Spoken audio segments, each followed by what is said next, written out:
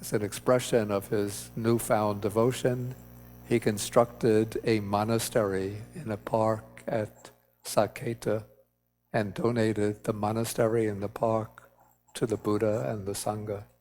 So that became known as Kalakarama. Okay, so the sutta begins,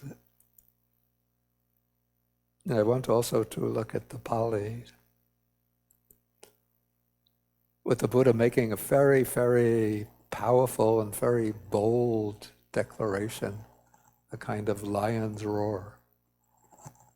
So he says, in this world with its devas, Mara, and Brahma, in this population with its ascetics and Brahmins, its devas and humans, whatever is seen, heard, sensed, cognized, reached, sought after, examined by the mind, that I know. And so here in these first set of terms, actually the first four constitute a group that's occasionally met as a group in the Nikayas. The other terms, reached, sought after, examined by the mind, these are really just sort of elaborations on the fourth. But these three terms, we have first the seen is the domain of visible form, everything that is the object of eye consciousness. The heard is everything in the domain of sounds, the object of ear consciousness. Then the three other physical sense domains, odor, taste, and tactile objects, all get grouped together in the category of what is sensed. That's the way the commentary explains. And then the fourth is what is cognized, and that is the entire domain of purely mental objects, mind objects.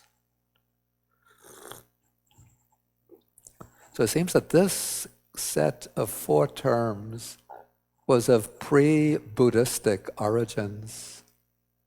And the Buddha incorporates this occasionally into his own teaching.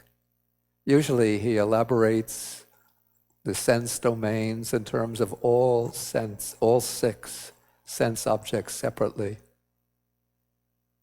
But occasionally he relies on this, seems to be an older scheme, maybe coming down from the Upanishads, the Vedic texts.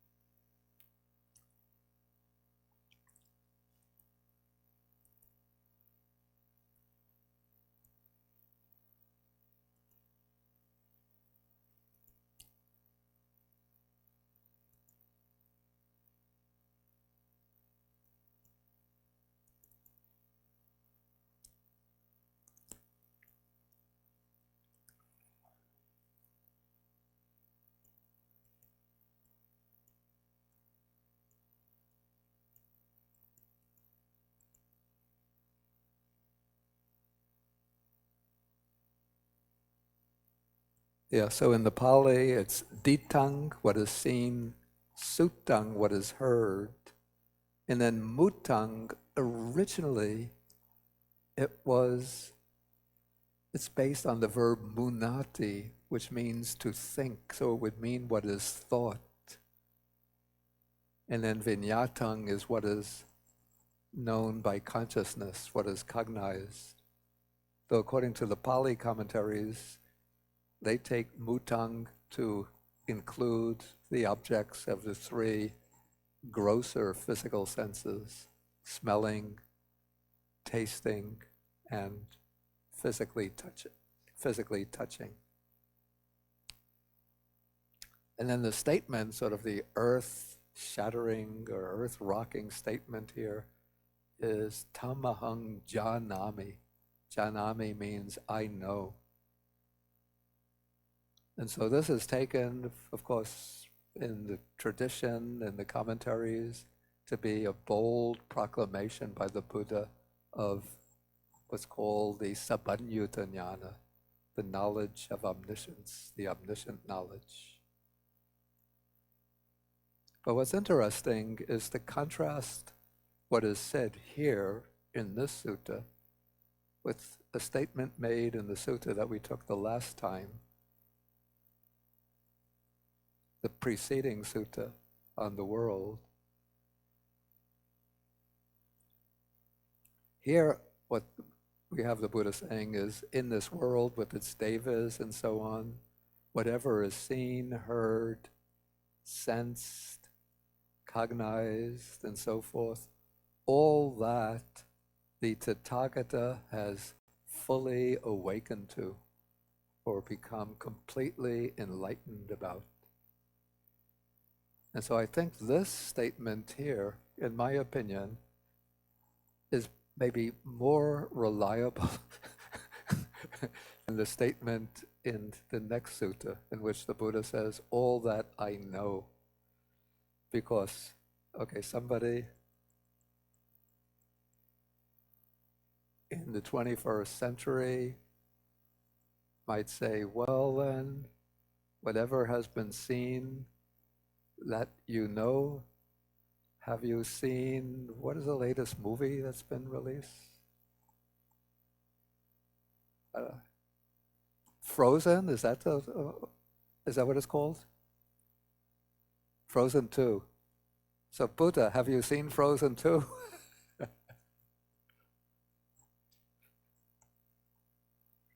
What is Frozen 2? Whatever has been heard, did you hear the latest, Taylor Swift song? All that is sensed. Have you tasted the latest Italian dish? Okay, so I don't think one could take this as literally marking a claim to know everything in the sense of every particular matter of fact. Did you come for the class? Or you just... Yeah, you could go on looking. Okay, so the way the knowledge of omniscience is understood within the Theravada tradition is according to the Pali commentaries. It doesn't mean that the Buddha knows every particular matters of fact. Like how many flakes of snowflakes fall in the snowstorm, the snowfall that we had last week. Of course, he wouldn't know that. But it means that the Buddha can know whatever he turns his mind to know. So it said that his knowledge is bound up with the act of attention. To know something, he has to turn his attention to it. And of course, the Buddha is not going to turn his attention to the latest Taylor Swift song or the latest Hollywood movie, but he turns his mind to significant things. And maybe this statement could be taken to mean, again, not even that he knows the particular facts about what is seen, heard, sensed, and cognized, but that he knows the nature of things seen, heard, sensed, and cognized, so that he understands all of the different classifications of visible form, sound, other sense objects, and objects of thought. Okay, in any case, this is what is said in the sutta itself. And in the commentary on that passage,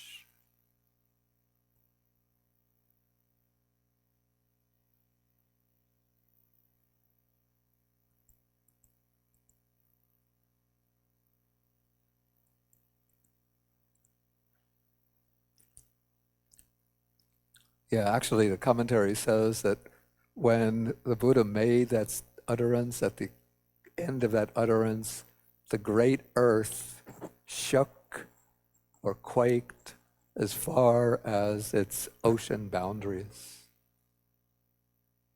because it's taken to be a very powerful statement. Okay, then the next statement, remember this is a book of fours, so there will be 4 declarations made here. Again, he says, in this world with its devas, Mara and Brahma and so forth, whatever is seen, heard, sensed, cognized, that I have directly known. And the text uses a different verb based on the same verbal root.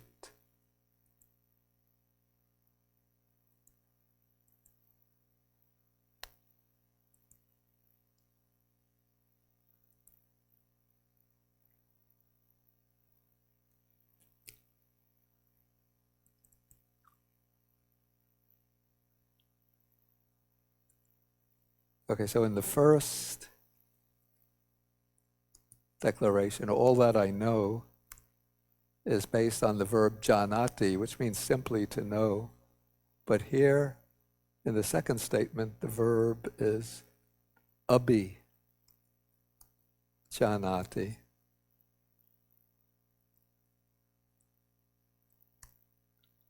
Which is the prefix abhi, which gives a sense of directness or superiority. So this is knowing directly or knowing in a superior way, in a higher way. So it's abhi plus janati.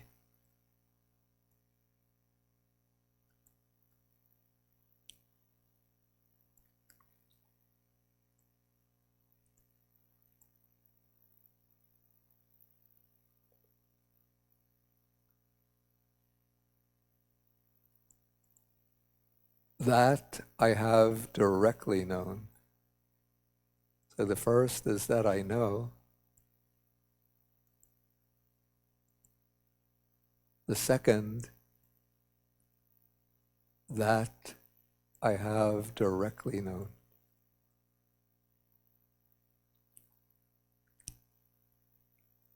And then comes a third statement. It has been known by the Tathagata, that's by the Buddha referring to himself. But here I translated, it's difficult to translate this, but the Tathagata did not become subservient to it.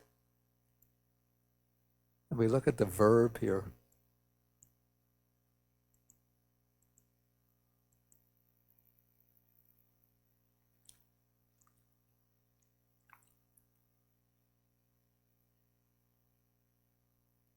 The verb is this is the past form, upatasi, based on the verb upatitati or upatati, which means to attend upon, to serve. And the way the commentary explains it, it explains the Tathagata did not become subservient to any object at the six sense doors. That is, he did not take it up or approach it through craving or views, wrong views. And then the commentary quotes a sutta from the Anguttara Nikaya, which says that the Buddha, the Blessed One, sees a form with the eye, hears a sound with the ears, smells an odor with the nose, and so on. But he has no chandaraga towards it, no desire and lust towards it. And so the Buddha is fully liberated in mind. And so the commentary says that this shows the Buddha's attainment of the state of arahatship, kinasava, the destruction of all the defilements, particularly the defilements of craving, ignorance, and views.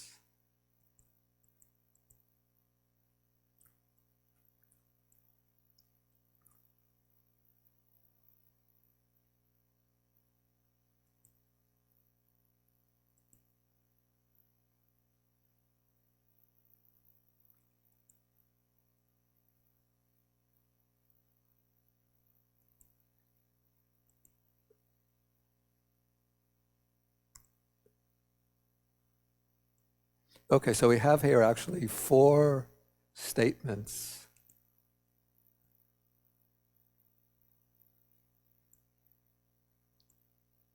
The 3 of them seem almost synonymous or very close together.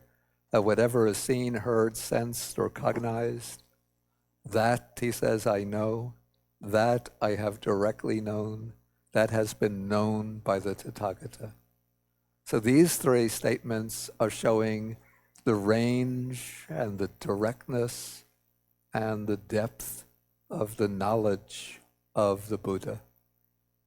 And then when this Buddha says that I did not become subservient to it, this shows the liberation of the Buddha, his attainment of complete purification from all defilements.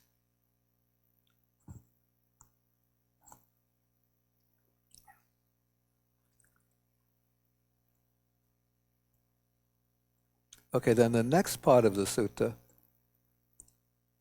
So these 4 statements constitute the first part of the sutta. Then comes the second part, which, according to the commentary, it's intended to show the plane of truth, of truthfulness. Okay, so here the Buddha says, if I were to say of all that is seen, heard, sensed, cognized, that I do not know it, that would be falsehood on my part. If I were to say that I both know and do not know it, that would also be falsehood on my part. And if I were to say that I neither know it nor do not know it, that would be a fault on my part.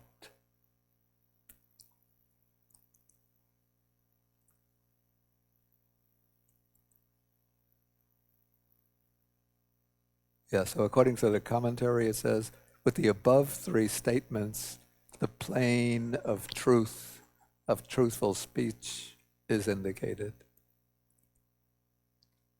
Okay, now comes something further, another section to the sutta, which is very significant.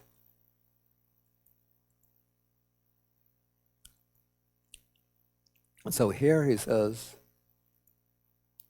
having seen what can be seen, the Tathagata does not misconceive the seen, does not misconceive the unseen, does not misconceive what can be seen, does not misconceive one who sees.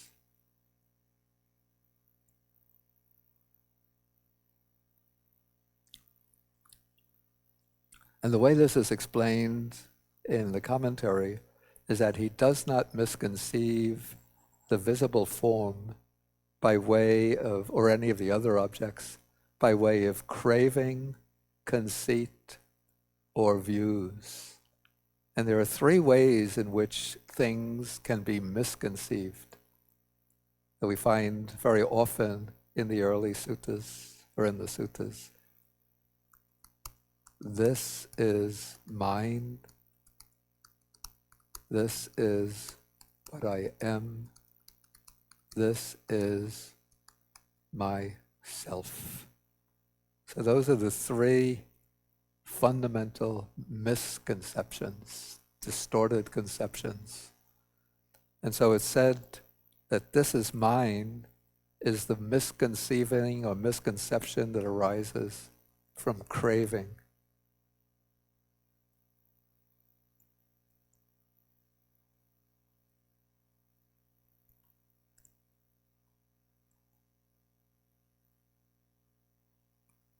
So this points to craving, because it's through craving that we want to acquire things that we don't possess,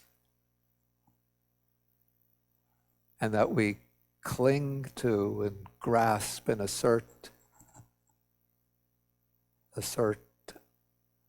our authority over the things that we do possess, that we assert the things we possess, we label them as being mine. So we build up territory based on this fundamental drive of craving. And then craving relates generally to things, well, not only to external possessions, but craving also grasps hold of the 5 aggregates that constitute our being: bodily form, feeling, perception, mental volitional formations, and consciousness. So we grasp onto those and take those 5 aggregates to be mine, sort of assuming, even unconsciously, that within or behind the 5 aggregates, there's some kind of substantial self that possesses them.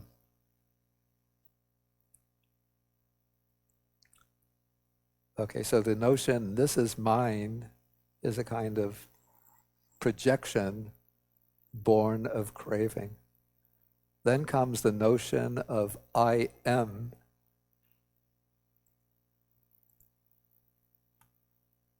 And this is taken to be a projection of conceit.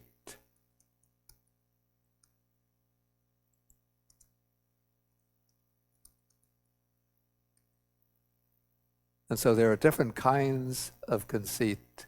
So the grosser forms of conceit are where we compare ourselves to others and think, I'm better than they are, or I'm equal to them, just as good as they are. And even the thought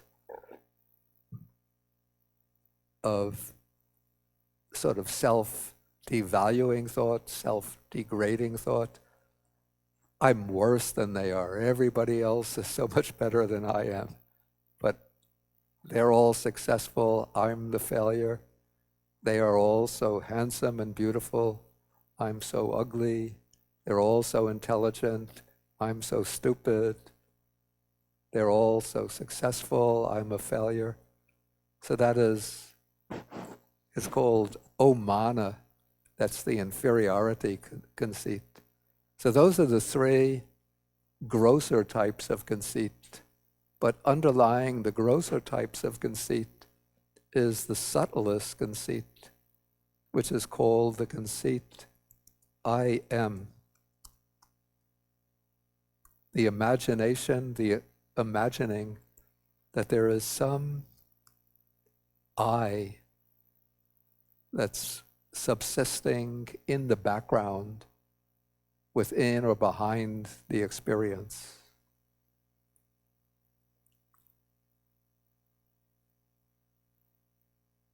Okay, so we could say that the notions of mine and the notion of I form a pair, the most fundamental pair.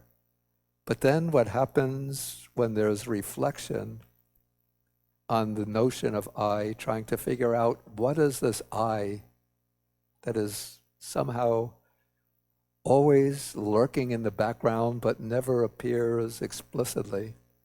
But then when a person with some kind of philosophical turn of mind, and this was very common in India during the Buddha's time, when they tried to figure out what is this I that I identify with, and then they give it a content and they think, I am this, and then they formulate the view, that is myself.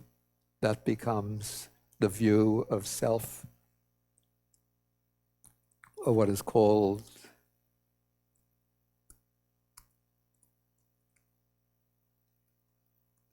Sakkaya Ditthi.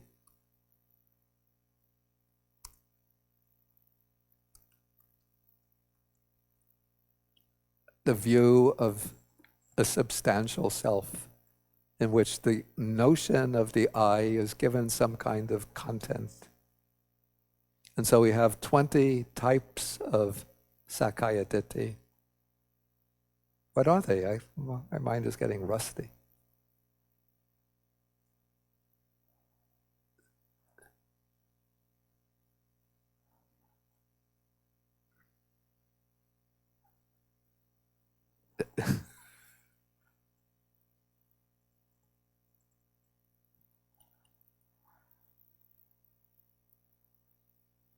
Who are our diligent students here?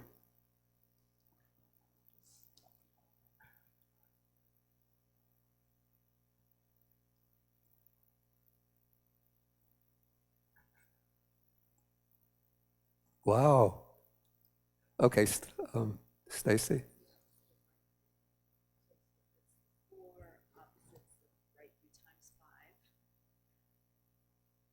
4 opposites of right view.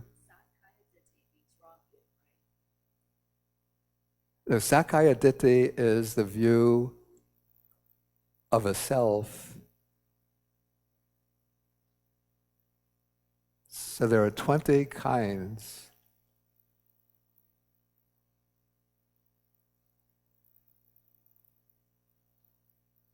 You had your chance.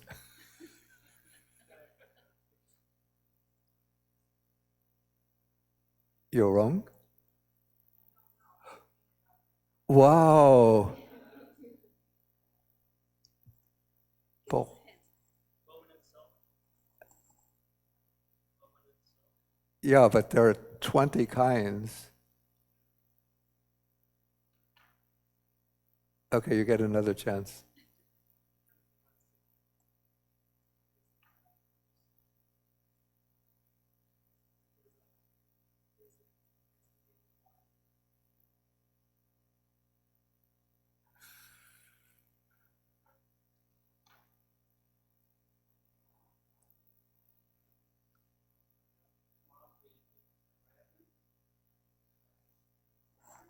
That's what he said.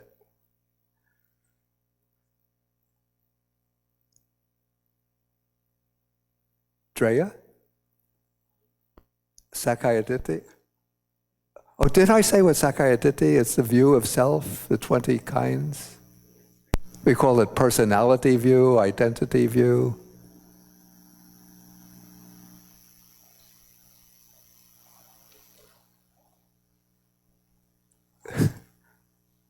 Pull away.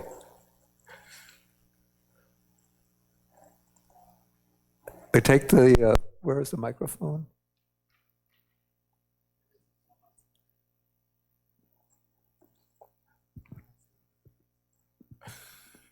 She's giving you the microphone. I'm form, and I'm in the form, and the form is in me, and then the form belongs to me. Okay. And then it applies to the 5 aggregates. Okay, so we have the 5 aggregates, and in regard to each of these 5 aggregates, we have 4 ways of formulating.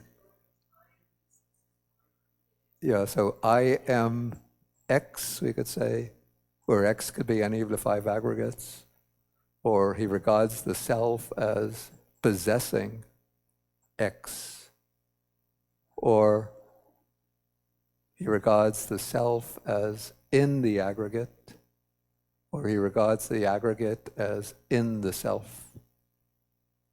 So that applies to 4 modes, applying to 5 aggregates. So in that way we get 20 kinds of Sakkaya, 20 kinds of Sakkaya Ditthi. So those are the views of self. So the view of self, it's a coarser, grosser condition than the conceit I am. And so somebody at the early stage of realization, stream enterer, once returner, well, even with the attainment of stream entry, the first stage of enlightenment, eradicates, eliminates Sakkaya Ditthi. Because when you see the truth of the Dhamma, then you see through the delusion of self. And so one can't adopt any view of self anymore. But there is still this deep underlying tendency to affirm the notion of self, which manifests in conceit, the conceit I am, and in the clinging to things as being mine.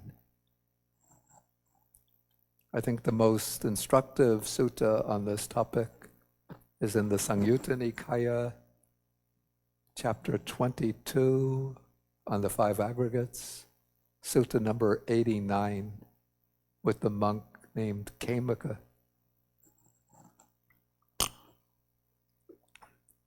So this monk Papañca, he's ill, and then the other monks ask him, they try to console him, and they say, do you see a self in regard to the five aggregates? And then he says, no, I don't see a self in regard to the five aggregates.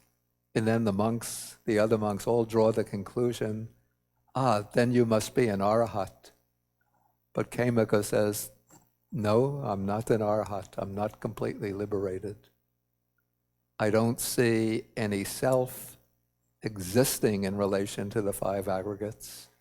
But he says, I'm not completely free of the notion I am, the conceit I am, the desire I am, that subtle tendency I am in regard to the five aggregates.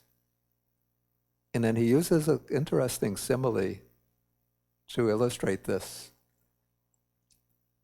He says it's like when people bring clothes, dirty, soiled clothes, to the laundry, and this would be the way they wash the clothes in ancient India, where they don't have the fragrant soap powder that we have today. But what they would use to wash the clothes, sounds a little strange to us, would be things like mud or cow dung.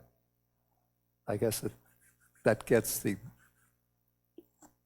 grease and oil and the sweat out from the clothes. It gets the coarser odor out from the clothes. So that's the first stage of washing. And so that is like eliminating the view of self with the attainment of stream entry. You get rid of the grease and oil and stench of the view of self. But still, there remains on the clothes the smell of the mud or the cow dung. The clothes are now clean, and so then they continue to wash the clothes in water, plain water, to get rid of all of the mud and cow dung. And then they dry the clothes, and they put then the clothes in a casket with some kind of sweet powder in it to give the clothes a sweet fragrance. And so that is eliminating the odor of the cow dung or the mud and making the clothes fragrant. That is like eliminating craving and conceit with the higher stages. And it's only at the stage of arhatship, the fourth stage, that craving and conceit are completely eliminated.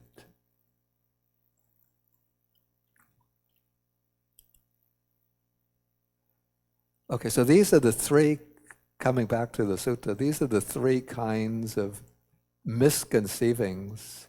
So we could have these misconceptions in regard to what is seen, what has not been seen, even things that we don't see, don't hear, don't sense. We could still have these misconceptions about them.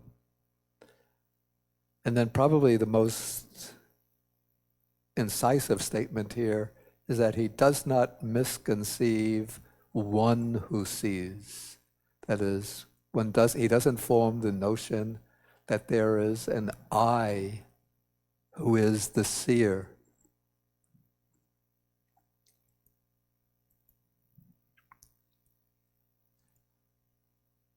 And for those who know the Pali, can read.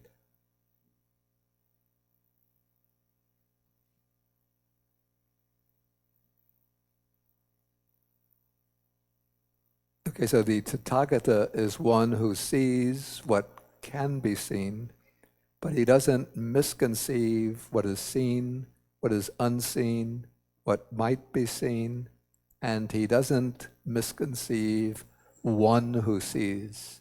That is, he doesn't grasp upon the act of seeing as being the act of a subject, some kind of self or I behind the process of seeing. And similar, the same thing applies to the heard, the sensed, and the cognized. So what happens? How does this notion of self arise? The misconceiving of one who conceives? Okay, according to the Buddha's way of explaining the process of cognition, actually we get a good presentation of that in another sutta, in the Majjhima Nikaya.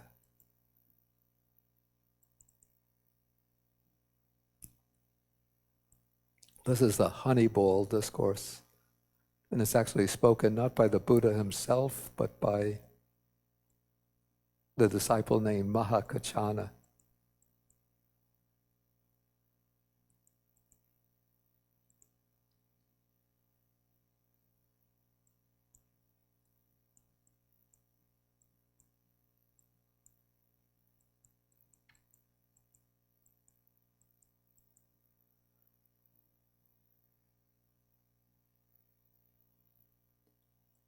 Okay, so this is, this is the Pali, but I'll translate it.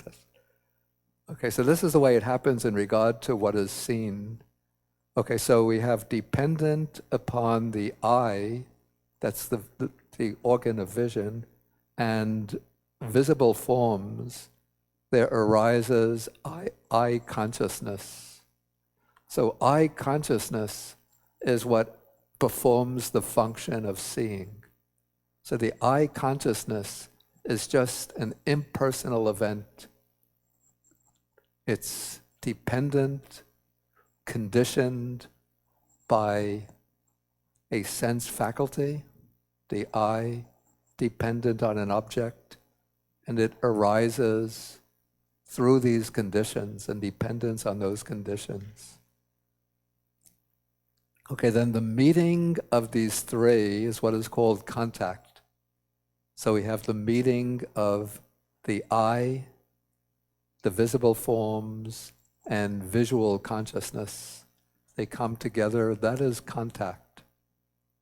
And with that contact, conditioned by that contact, there occurs a feeling, could be a pleasant feeling, painful feeling, neutral feeling, dependent on the object that is seen.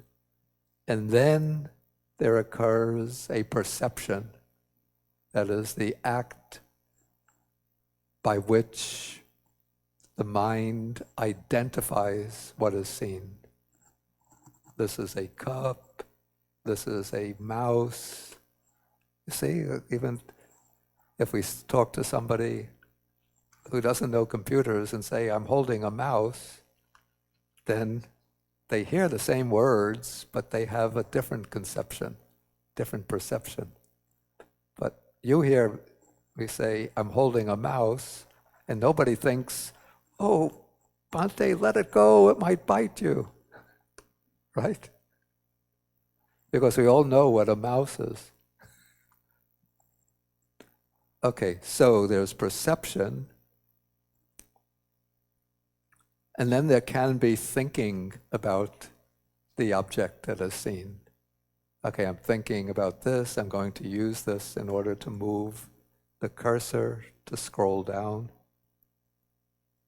Or I can use it to highlight some block of text. So I'm thinking about it. So all of this is neutral in a way. This is just part of the normal, natural, neutral process of cognition. But then the next stage, after thinking about the object, this is where the distortion comes in with the word, the verb that's used here is Papañca, which might be translated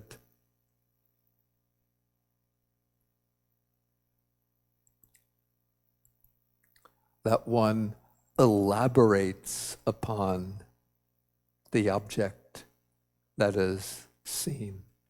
And this is the elaboration that takes place when the mind brings in its distorted notions of mine, I, and self, and starts thinking in terms of that is mine, that is I, that is myself.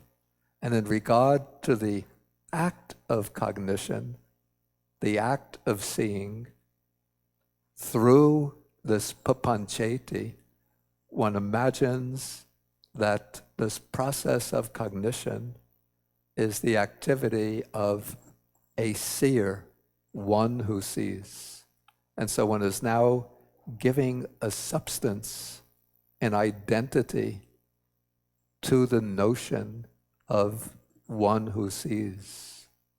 Whereas the way the Buddha explains it, there's just this process, this succession or sequence of events occurring through conditions, and everything in this process is impermanent.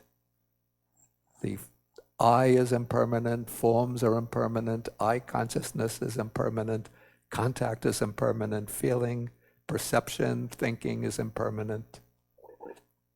All of these are just events that arise and pass away.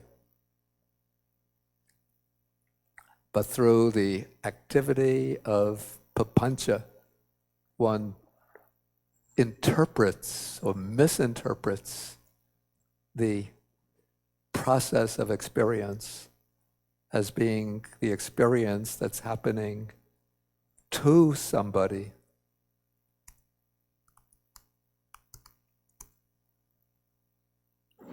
And so one imagines that there is someone there in the background, hidden behind the curtains, like in a puppet show where the puppet master is working the puppets. So one imagines that there is a thinker behind the thoughts, a perceiver behind the perceptions, a feeler behind the feelings, and one grasps upon that and thinks, that is I, that is myself.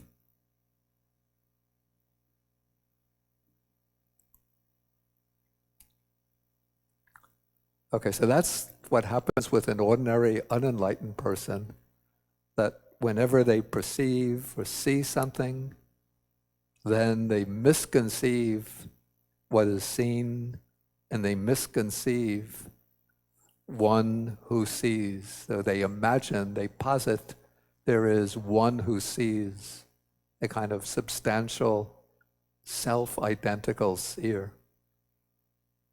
And similarly with hearing, with sensing, with cognizing.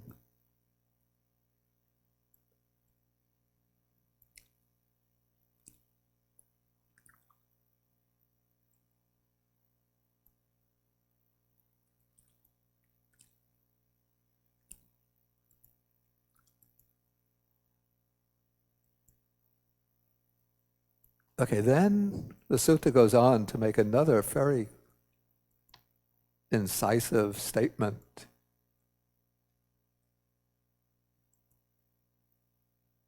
Okay, first we'll take the translation, then we'll look at the Pali. Okay, so the last part of the prose goes on to say, thus being ever stable among things seen, heard, sensed, and cognized, the Tathagata is a stable one, and I say there is no stable one more excellent or sublime than that stable one.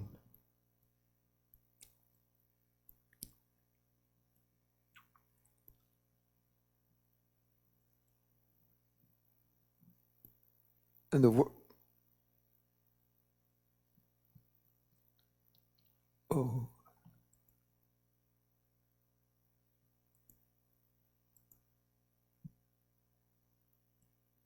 Yeah, the word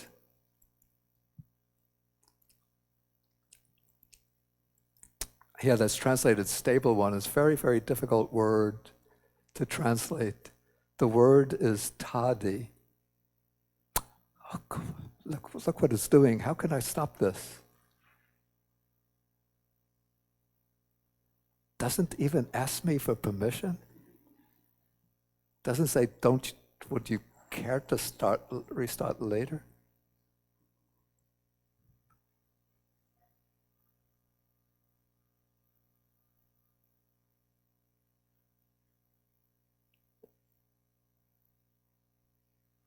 Okay, anyway, this word Tādī comes, it seems originally it's just based on the simple word tongue, which means that. And so the original sense would be simply that one. So saying that Tathagata is that one. This will take a while. Don't turn off your PC. This will take a while. I didn't want to update. Not now. It's updating. But it's mine. I should be in control. Yeah. Yeah. Okay, so this word Tādī, at least we used to have the blackboard or whiteboard.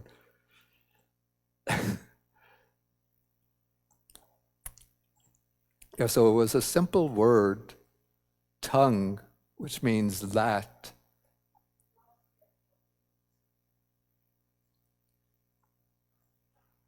Now we have Venerable Mangala, we have the board here. Oh, he's going to get the stand.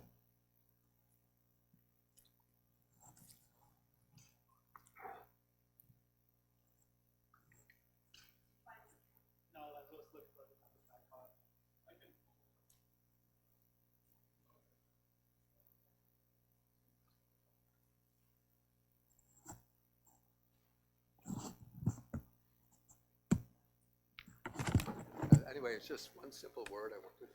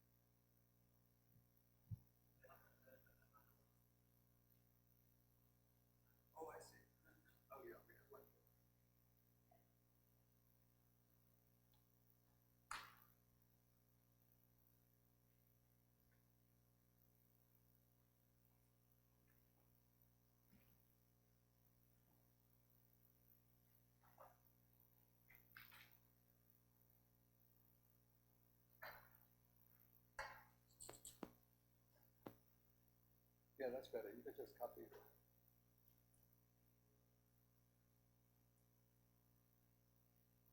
Yeah. So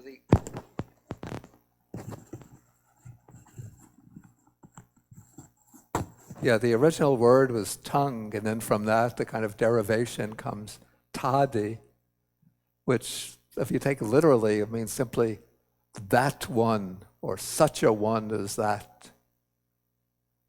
But then the commentaries figure out a way to give it, because it seems to have a very special, call it almost a mystical meaning, or mystical nuance, the way the Buddha uses it. Kind of numinous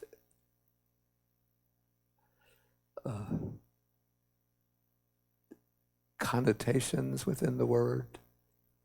And so the commentaries explain that the word Tādī, that one, takes on the meaning of one who does not vacillate, who cannot be shaken or swayed by gain and loss, praise or blame, honor and dishonor, pleasure and pain. In other words, one who maintains perfect equanimity amongst all of the changing conditions of the world. So he always remains just the way he is, not getting swollen with joy when he meets with favorable conditions, not getting cast down with dejection when meeting unfavorable conditions.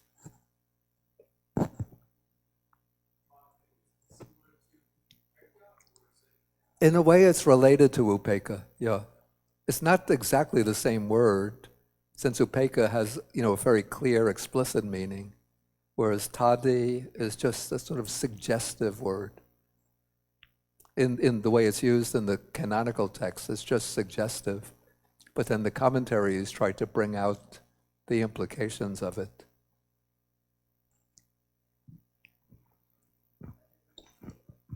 Actually, unshaken would be good also, yeah. Unshakeable. No, I think mine was stable. Did you find somebody else who used unshaken?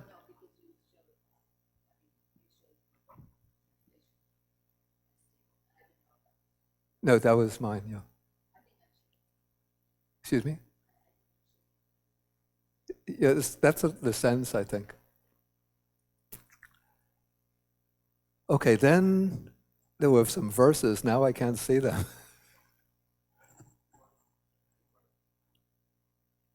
Okay.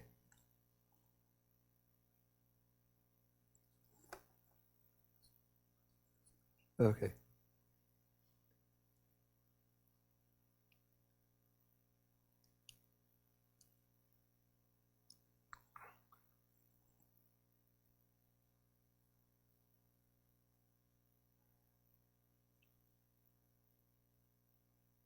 Actually, the verses we really don't have to explain. In a sense, they just express more poetically the point made in this last statement.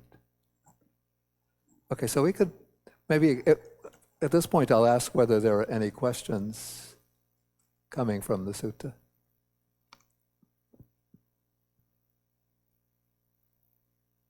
Okay, Stacy. And use the microphone. Just a quick question. The three ways that things can be misconceived is craving, conceit, and view. This is mine is tanha. This is what I am is mana, and this is myself. Is that Sakaya Ditti? Yeah. Okay. The idea that this is myself, that is the Sakaya Ditti. Okay. This is what I am. It's a more subtle notion. Yeah, so Sakaya Ditti and conceit and the fetters, they're linked. They're linked, but Sakaya Ditti is coarser because it involves more, let's say, conceptual elaboration. And so somebody who gains the first stage of realization, the stage of stream entry, eradicates Sakaya Ditti, because they've seen the truth of non-self, so they can't hold to a view of self anymore. But there's still kind of, it's like the habit energy of the idea of I and mine. That habit energy comes from the conceit and craving. And so that has to be eliminated through continued practice over the next stages. And that's the ninth fetter, so that's a very deep. That's the ninth fetter, so it's the one right before ignorance, right? Yeah. And so it's very, very deep. Yeah, I think conceit, is it the eighth or the ninth? I thought it was the ninth. It could be maybe you're right. But they go together. Ignorance and conceit. Oh, okay. And craving also, they all go together. Oh, one other question. I've never heard the expression plane of truth. Is that a common, you were talking about it? No, not common. It's not common. I think it's just the commentary uses that to explain. It uses the idea of different planes, bhumi, for different parts of the sutta. So it says the first part where the Buddha says, all that I know, all that I have directly known, that I have known. That, he says, that is the Sabbanyuta Bhumi, that's the plane of omniscient knowledge. Then the statement that I'm no longer subservient to it, that is the plane of the Khinasava, or the plane of arhatship. And then the third is the plane of truth. I think there's a fourth also, but I can't get to the commentary. But those are just the commentarial expressions that are used to interpret the sutta.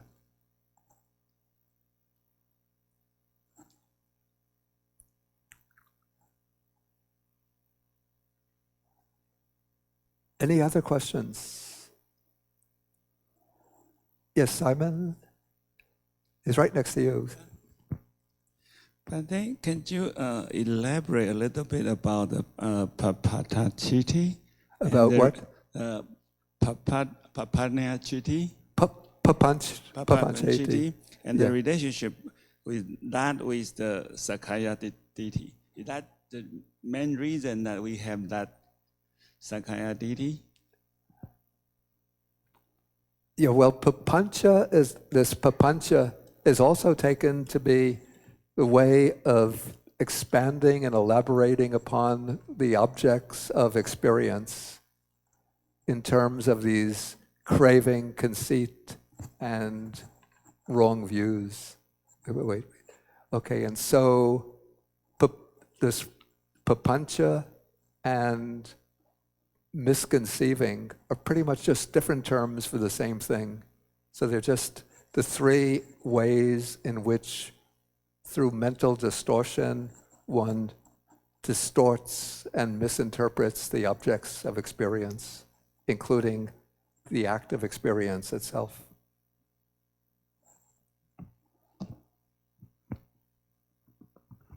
Well, just to clarify, the Papañca is that equals to the fourth aggregate? Is like similar to the fourth aggregate, or is it was a different notion?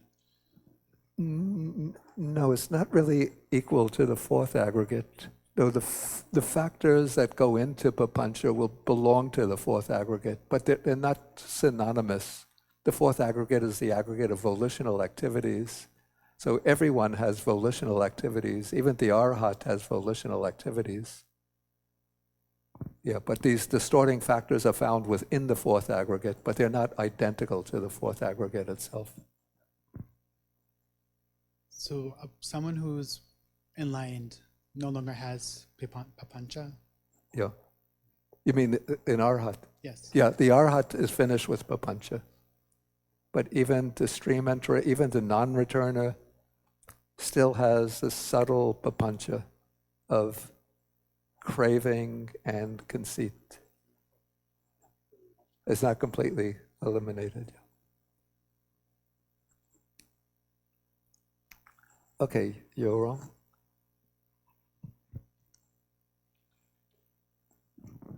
Why is the act of misconceiving not part of the third aggregate, perception? Well, actually, well, we have to say that all of the mental aggregates enter into the act of misconceiving. So certainly perception is involved there. And of course, consciousness is also involved. But the factors, let's say the driving factors behind the misconceiving, I would say come out of the fourth aggregate because they're craving, conceit, and views.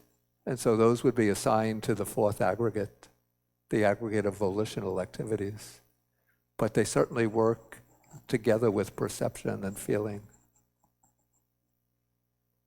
So there is a volitional component to it. We sort of willed it to happen. Excuse me?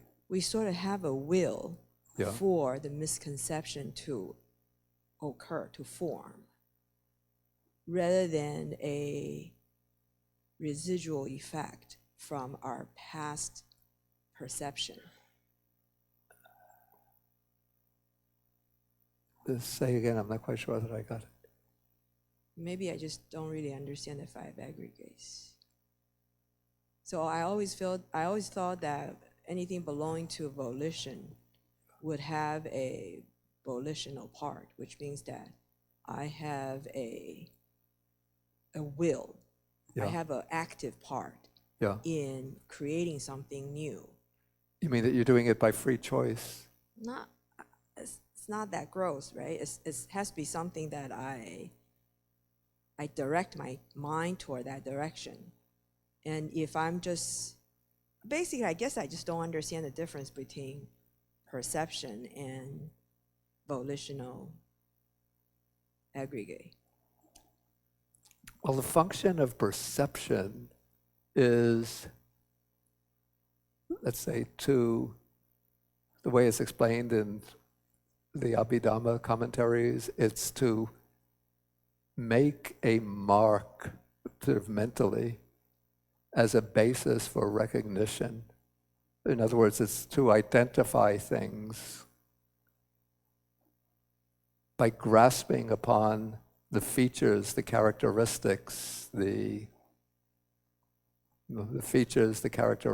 qualities of the object. And so that is what perception does. So I'm able to perceive this is a cup. So when I come into contact with this, then through the eye I get the visual impression of it, and then through the mental activity I can identify this is a cup. So that is perception. I recognize this is a cup. Then volition is, say, it's the intentional aspect, what I'm going to do in regard to something, way I'm going to employ something, to utilize it, or what I'm going to do in response to conditions and situations. Okay, so when I decide that I'm going to drink the water, then I take this and put it up to my mouth. So that is the work of volition. But they always, of course, they are always working together. You can't say at one moment there's perception, but not volition. At another moment there's volition, but not perception. But the two are always operating together simultaneously.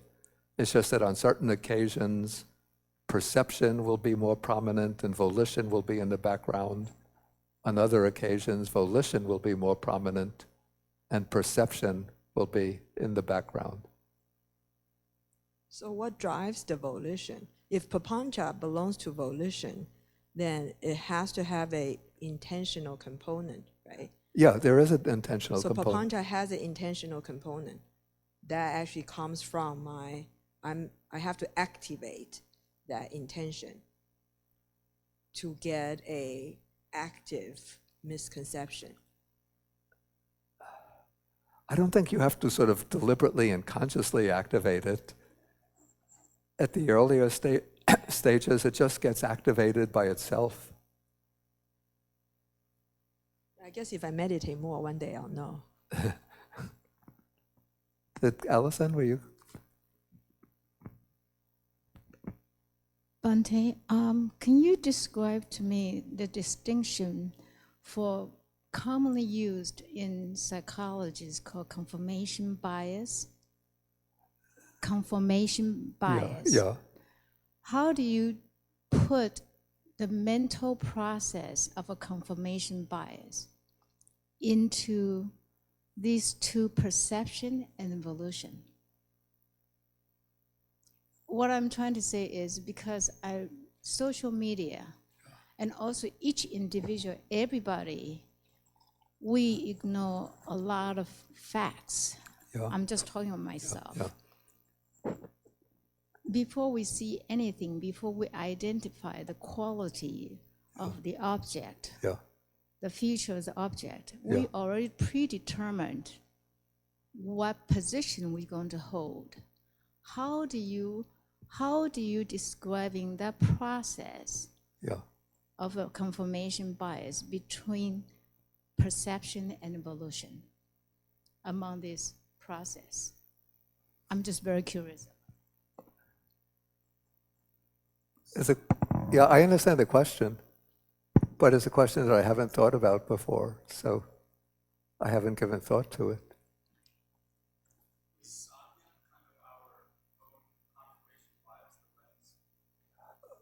One would say that maybe that one has dispositions, maybe through past volitional activity, to interpret one's experience, the things one encounters in particular ways, and so those previous volitional activity will create certain habitual dispositions, and those habitual dispositions will then have an effect upon the perception, so that one perceives things in terms of one's predilections. Right? Thank you.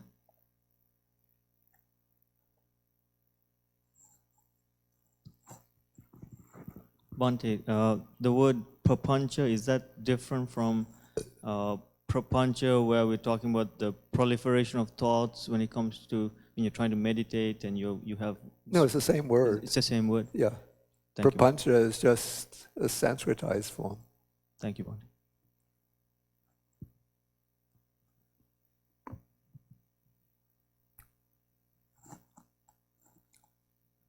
Okay, Ulysses, did you have your hand? Okay. Can you elaborate a little bit more about the concept of the one who sees, the one who hears? That's very interesting to me. Okay.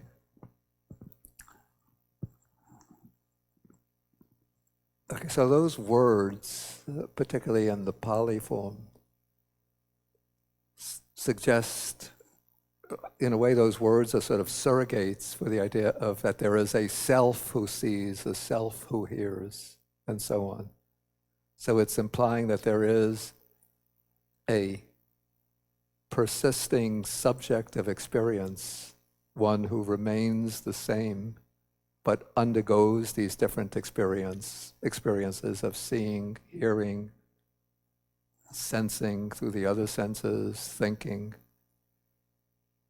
So according to the Buddha's teaching, that notion of one who sees, of a persisting subject of experience, is a misconception, a delusion. And so when one sees the nature of experience with insight, then one sees that there is the arising of experiences, states of consciousness, which see, hear, smell, taste, touch, through conditions.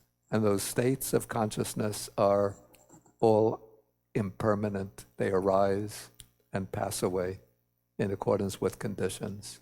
And so there's no persisting subject of experience behind the ever-changing occasions of experience. So there's this constant, unbroken succession of discrete experiences, each due to its own conditions, an act of seeing, acts of hearing, acts of smelling, tasting, touching, thinking. But because of the fundamental ignorance or delusion, the mind sort of synthesizes them together and comes up with the notion that there's somebody standing behind all of these different experiences, undergoing these different experiences. And that is the one who sees, the one who hears, and so forth. But the Tathagata, or anyone who's reached the stage of deep insight realization, has sort of investigated the nature of experience and seen it in terms of this working together of the five aggregates, of the basis being the bodily form, and then through encounter with sense objects, there arise feelings, perceptions, volitional activities, and consciousness. And so there's no self within or behind these five aggregates, but just the five aggregates functioning in unison. Sorry, and that, because you were talking earlier about in the stream entry, right? Some people are able to eliminate some things, but is this at the arahantship level that a person can destroy that sense of self? Well, to repeat what I said, at the level of stream entry, a person sees through the delusion of self. And so they'll no longer grasp and hold to any conceptualized view that there is a self, either identical with or distinct from the five aggregates. But even the stream enterer, the once returner, the non-returner, haven't completely overcome the subtler notions of mine and I am. Those are overcome only at the fourth stage, the stage of arhatship. Does that make it clear? Okay, Simon.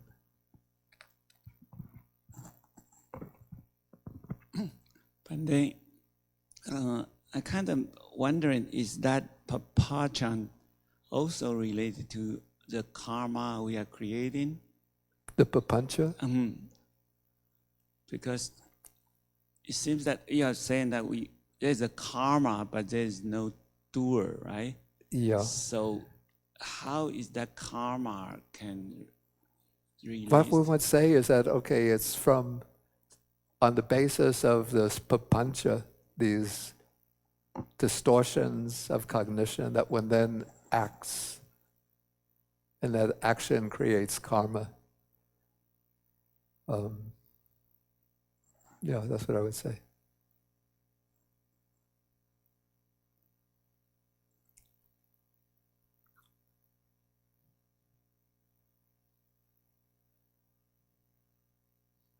Okay, anything else?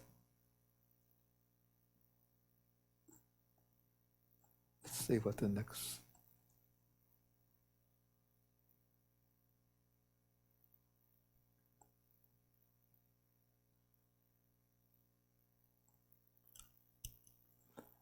And it's 11:20, difficult to start a new sutta now.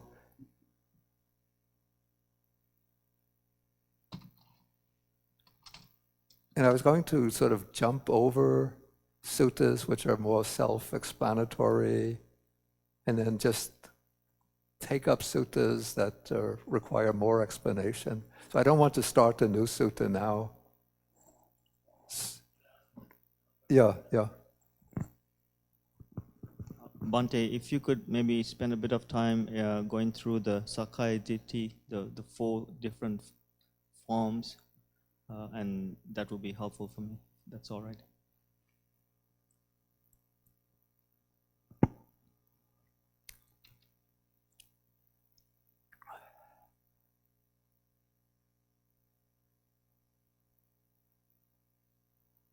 Okay, we'll take it with regard to material form. Okay, so the first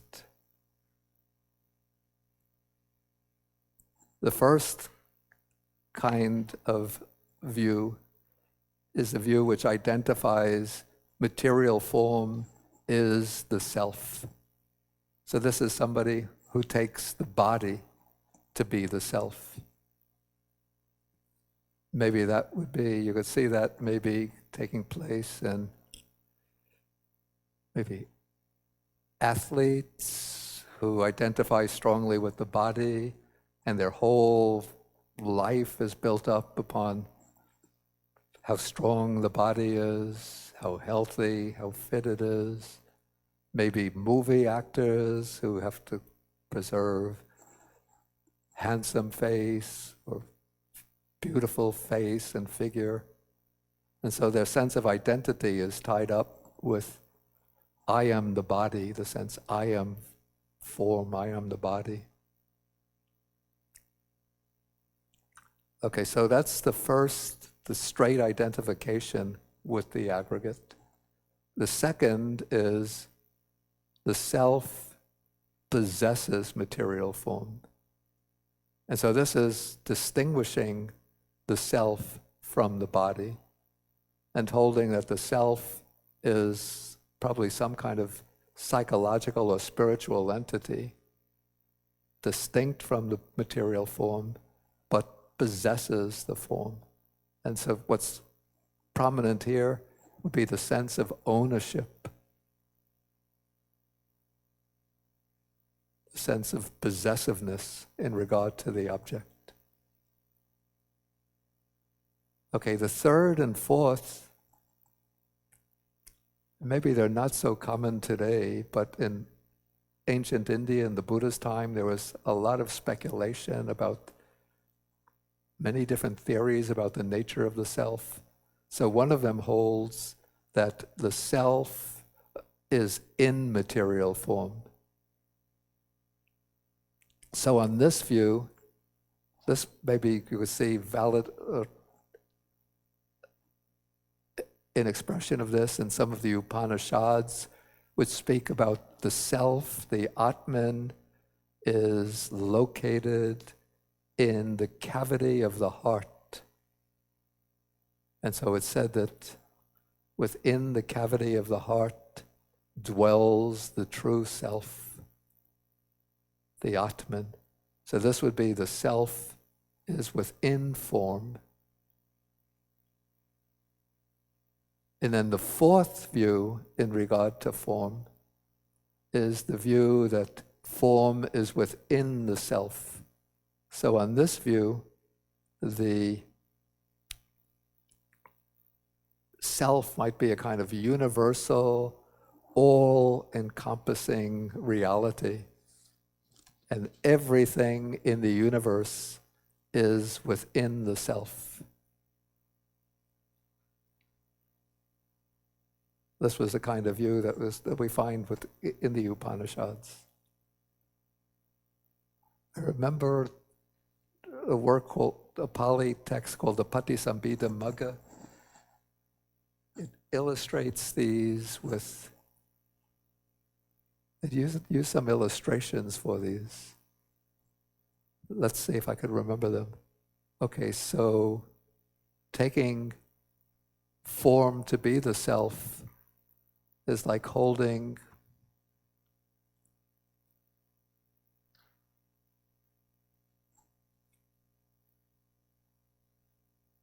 no, I don't remember them so clearly.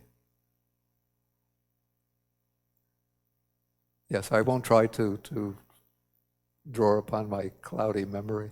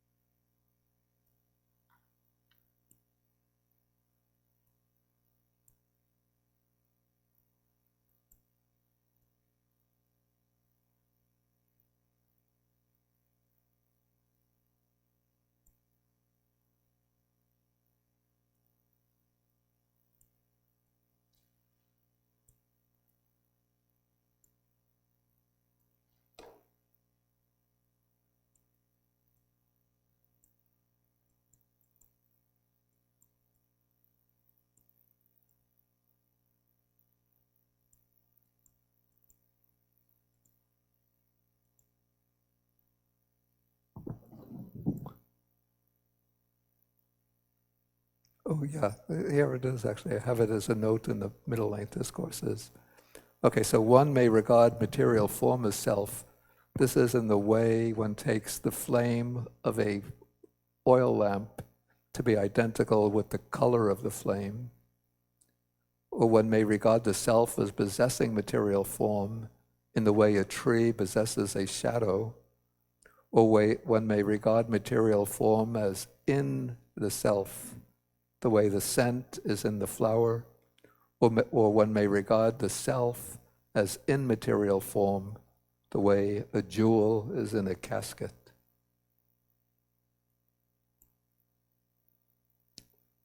Okay, yeah, please. Just the last reference, Bhante. Where, Jewel is in a casket. I don't understand. yeah, this is, the self is in material form. So this is, the self is something which is small. This is the kind of view that we find in the Upanishads. The self is located within the cavity of the heart. So that is the way a jewel is in a casket. You put the jewel in the casket. So the casket contains the jewel. And so the physical form contains the self. Okay, so we'll end now for the morning. And then we could come back if some more questions and discussion at 12:15. Okay, so we'll end with the sharing of the merits. So we'll recite the verses.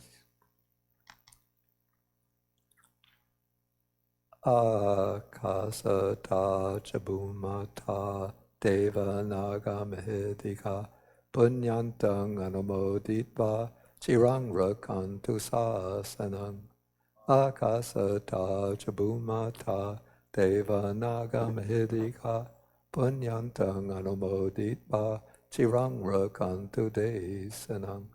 Akasata chabumata deva naga mahedika punyantang anumoditva chirang rakantu mang parang.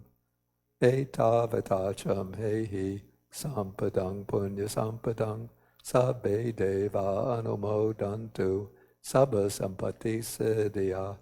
Etavatacham hehi sampadang punya sampadang sabbe bhuta anumodantu sabba sampati siddhya. Etavatacham hehi sampadang punya sampadang sabbe sata anumodantu sabba sampati siddhya. Bhavagupadaya vici hetato etantare satakayupapanna rupya rupicha sanya sanino dukkha pamuchantu pusantu nibuting.